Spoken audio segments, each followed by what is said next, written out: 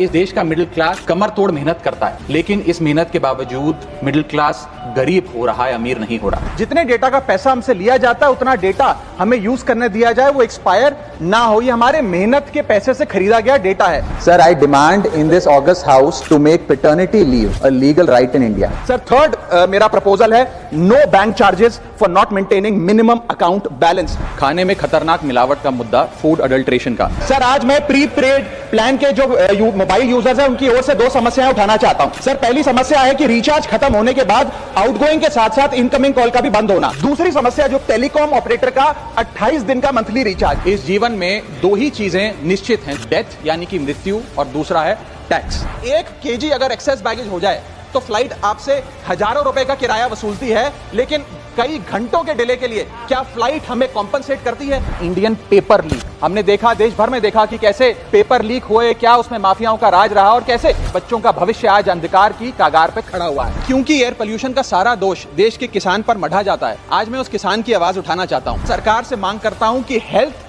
और life insurance पर कम से कम हम जीएसटी ना लगाएं। ये कोई लग्जरी गुड या लग्जरी प्रोडक्ट नहीं है। सर, आज एयरपोर्ट्स पर खाना इतना महंगा है, क्या इस पर कोई रेगुलेशन नहीं होना चाहिए? क्या कोई अफोर्डेबल कैंटीन का मैकेनिज्म नहीं होना चाहिए?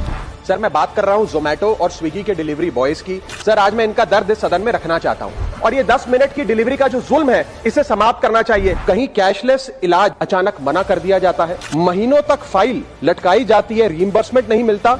और आज मैं उन्हीं सिटीजन्स की जो टोल प्लाजा पे हैरेसमेंट फेस करते हैं उनका मुद्दा आपके सामने रखना चाहूंगा कि फुल कॉस्ट रिकवरी के बाद भी टोल वसूला जाता है 20-20, 30-30 साल तक। जब आप बैंक को पूरे विश्वास के साथ अपना डेटा देते हैं, क्या बैंक आपके डेटा को सुरक्षित रख पाता है? अब ये लीक है कि जाने अनजाने में डेटा शेयरिंग है, ये फैसला मैं आप तक छोड़ता हूं। मैं सरकार से निवेदन करता हूं कि हर भारतीय को एनुअल हेल्थ चेकअप का लीगल राइट दिया जाए। बाटा कंपनी का जूता पहनने वाला भी आज हवाई जहाज की टिकट नहीं खरीद पा रहा है। हम सांसदों को तो फ्लाइट की रीइंबर्समेंट मिल जाती है सर, आप उस आम नागरिक का सोचिए जो इस स्काई रॉकेटिंग एयर प्राइसेस से जूझ रहा है। That is the issue of fair use and arbitrary copyright strikes by digital platforms. जो इंटेंट था कि जीएसटी कम होगा तो वस्तुएं सस्ती होंगी, वस्तुएं सस्ती होंगी तो कंजम्पशन बढ़ेगा, कंजम्पशन बढ़ेगा तो डिमांड बढ़ेगी। ये हुआ नहीं, और ये इसलिए नहीं हुआ सर क्योंकि प्राइवेट कंपनियों ने इस मुनाफे को जनता को नहीं सौंपा।